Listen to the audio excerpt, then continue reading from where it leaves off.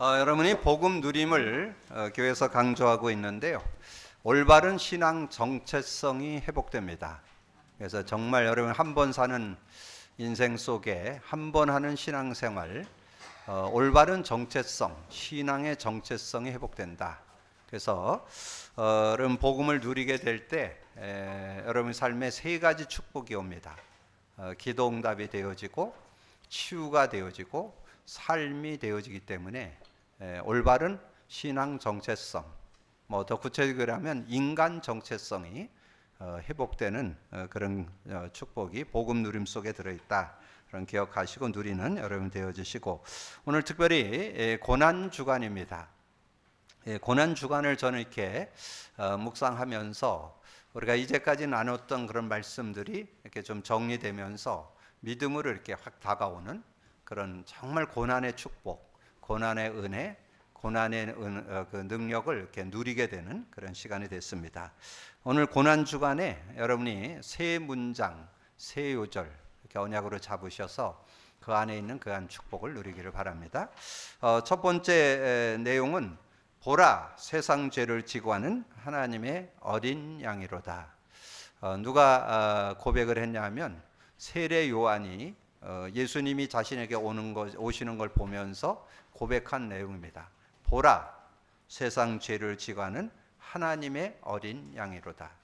예, 하나님의 어린 양이로다. 여러분 조금 문장이 길면 좀 압축해서 그 내용을, 근데 그 내용이 요한복음 1장 29절에, 그래서 주소를 여러분 가지고 있어야죠. 그래서 성경 구절도 이렇게 가지고 있으면 실제가 되는데, 근데 여기에는 굉장한 의미가 담겨 있습니다.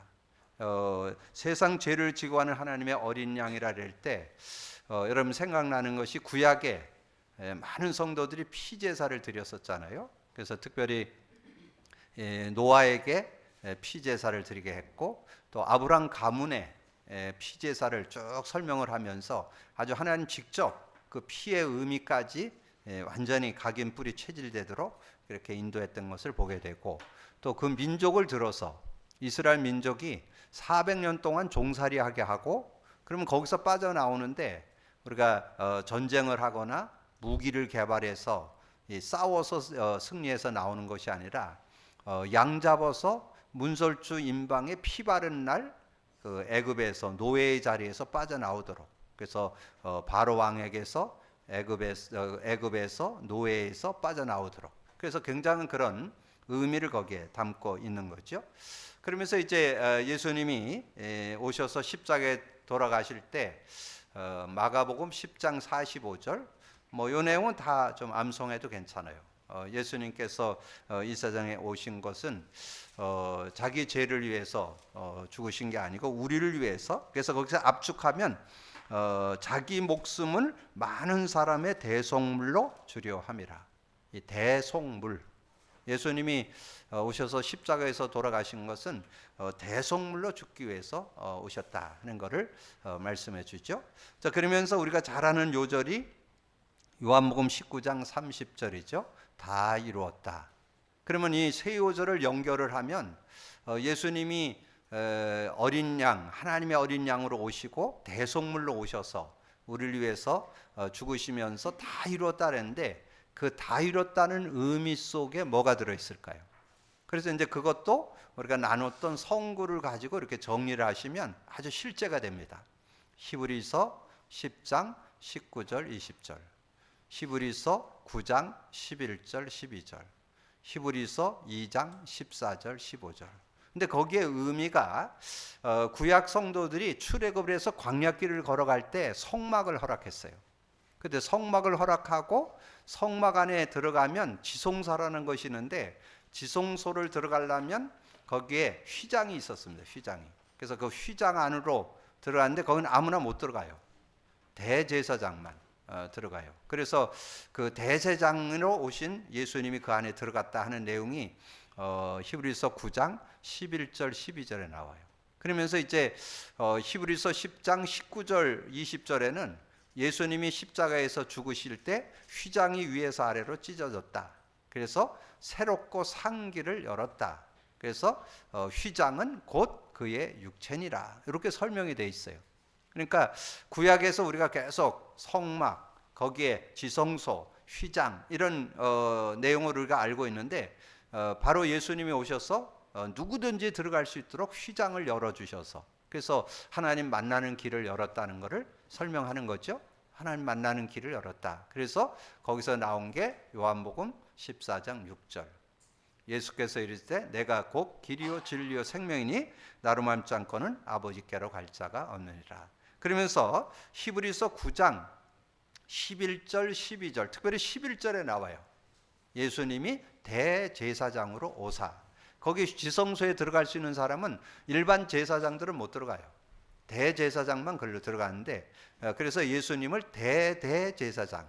그래서 예수님이 그 지성소로 들어가서 휘장 안으로 들어가서 그래서 예수님이 십자가에서 죽으셔서 피 흘리실 때 자기 피로 영원한 속죄를 이루사 단번에 우리가 휘장 안으로 들어갈 수 있는 그런 길을 열었다. 그것이 히브리서 9장 9장 11절 12절에 나오는 말씀이에요. 그래서 거기에 이제 내용에는 우리가 요절로 로마서 8장 2절을 잡잖아요. 근데 로마서 8장 2절을 이는 그리스도 예수 안에 있는 생명의 성령의 법이 죄와 사망의 법에서 법적으로 해방했다. 근데 그 법이다 그럴 때 뭔가 증거가 있어야 되잖아요. 그 증거를 앞에 세 요절을 잡으시면 돼요. 요한복음 1장 29절, 마가복음 10장 45절. 인자가 온 것은 섬김을 받으려 함이 아니고 도리어 섬기려 하고 자기 목숨을 많은 사람의 대속물로 주려 함이라. 그러면서 다 이루었다. 그래서 여러분 완전히 해결해 주었기 때문에 우리가 법적으로 해방받게 되는 이는 그리스도 예수 안에 있는 생명의 성령의 법이 죄와 사망의 법에서 너를 해방했다. 자 그리고 히브리서 2장 14절 15절 우리가 영적으로 죽어있기 때문에 죽음의 세력을 잡은 자, 이 죽음을 통해서 사단이 여러분을 잡고 있습니다. 죽음의 세력을 잡은 자 마귀를 멸하시고 한평생 매어 종로로 타는 우리를 놓아주려고. 여러분이 영적으로 죽어 있으면 이 마귀에게 완전히 종으로 자녀 종으로 삼아서 여러분 끌고 가는데 거기서 놓아주려고 오셨다고 말씀했잖아요. 그래서 요한일서 3장 8절에 죄를 짓는 자마다 마귀에게 속하나니 하나님의 아들이 나타난 것은 마귀의 일을 멸하려 하심이라. 그러니까 내용이 여러분이 그 예수님의 십자가를 통해서 우리에게 준 교훈이 그리스도라는 거죠. 그래서 사실적인 그런 언약을 우리가 잡을 때 실적인 은혜를 누린다는 거예요. 여러분이 어제 여러분 메시지 토요 메시지 여러분 들으신 분들 중에 학원 복음 메시지 중에서 여러분이 절대 언약을 붙잡으면 절대 언약을 세우면 절대 망대를 세우면 어떤 응답이 온다고요? 오력이 오고 영적 서밋이 된다 그랬잖아요. 근데 대부분 절대 망대를 세운다 해서 절대 망대가 복음이라고는 다 이해할 거예요. 근데 복음 누림을 알고 있는 사람은 많지 않아요. 여러분 실제가 되려면 복음을 잡는다고 해서 틀린 건 아니죠.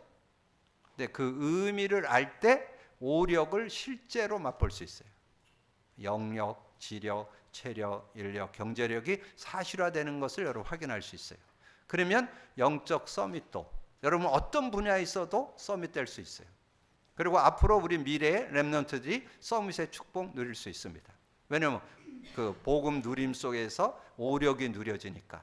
그래서 요셉같이 사무엘같이 다윗같이 렘넌 7명 같이 그런 응답을 우리가 받을 수 있는 그런 축복. 그래서 실제가 되자는 거예요. 실제 사실. 우리가 복음 누림을 강조하는 것은 실제. 그래서 오늘 고난 주간에 특별히 십자가의 그 의미가 실제되어서 여러분이 그리스도죠. 그 그리스도. 그래서 사도 바울은 이 십자가에 대한 내용을 한 요절로 압축한 게 고린도전서 1장 18절이죠.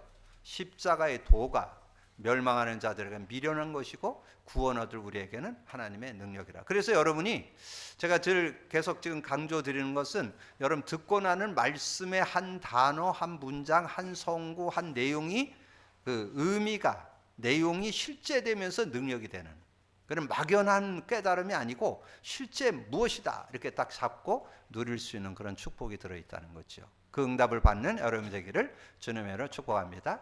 여러분 정말 복음 안에 있다면 신앙의 정체성, 지금 신앙생활하면서 정체성을 못 잡고 헤매는 사람 너무 많아요.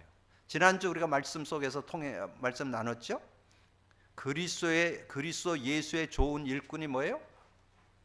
경건의 모양을 가지고만 있고 경건의 모양만 있는 게 아니라 경건의 능력을 갖고 있어야 돼요. 경건의 능력이 복음 누리는 거예요. 복음 누리는 거.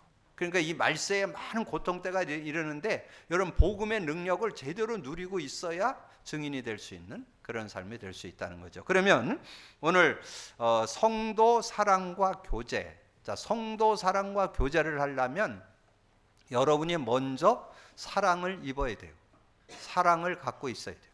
하나님의 사랑부터 갖고 있어야 돼요. 그래서 그 사랑을 제가 묵상할 때 그 예수님의 12 제자 중에 그 하나님의 사랑을 아주 깊게 체험한 사람이 사도 요한이요. 요한 사도가 하나님의 사랑을 아주 실제로 누렸어요. 그래서 요한복음, 요한 1, 2, 3서, 요한계시록을 기록했는데 특별히 그 주제 요절이 여러분과 함께 나눴던 요한일서 4장 9절에서 11절에 나와요. 거기에 보면 그렇게 말씀했어요. 하나님의 사랑이 우리에게 이렇게 나타난 바 되었으니 하나님이 자기의 독생자를 세상에 보내심은 그로 말미암아 우리를 살리려 하심이라. 사랑은 여기 있으니 우리가 하나님을 사랑한 것이 아니요 하나님이 우리를 사랑하사 우리의 죄를 속하기 위하여 화목제물로 그 아들을 보내셨습니다.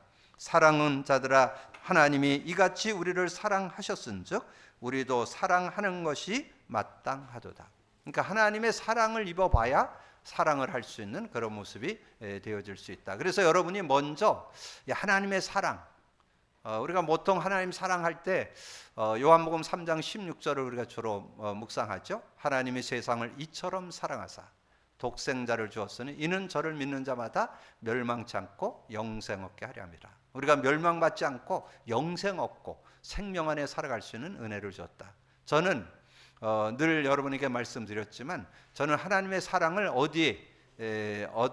어떤 걸 가지고 누렸냐면 로마서 5장 8절 가지고 우리가 아직 죄인 되었을 때 그리스도께서 우리를 위하여 죽으심으로 하나님께서 우리에 대한 자기의 사랑을 확증했다. 확실한 증거로 저는 그 증거를 잡고 정말 그 그리스도의 복음의 능력을 누리는 가운데 저는 이 불치병을 이렇게 해결받게 되는 그런 모습.